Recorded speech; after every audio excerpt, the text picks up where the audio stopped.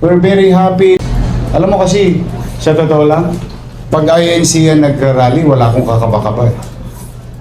Kasi, katulad ng huli nilang ginawa dito sa Luneta na may permit, ilang milyon sila doon. Alam mo nung pag-alis nila, Malinis na. walang biro ha. Eh, although nandoon yung DPS, nandoon yung amin. Typical na, what we extended to them is being extended to all other political organization conducting freedom of expression in the city of Manila. Pag-uli sila, allows dun eh. Wala talaga. Kahapon, ina-monitor namin yung liwasan. Although hindi nila kailangan ng permit doon, dahil ano yun eh, Freedom Park. Tapos alam mo, kagabi, nag-tent pa sila. Nag-tent. After nilang umalis, nag-tent sila.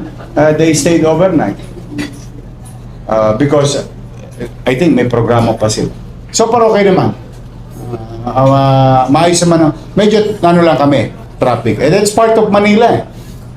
Pag nagpunta sila lahat sa Recto, barado ang buong Moraita, apektado buong Espanya. Pag nagpunta sila sa Luneta, kung sino man to, across naku, barado ang Luneta, Ayala, Sarado, and so on and so on. Talagang very challenging ang Manila. But at least, as you can see, pinapayagan naman namin, basta sila hihingi ng permiso sa amin. Except for Freedom Park. Hindi nila kailangan.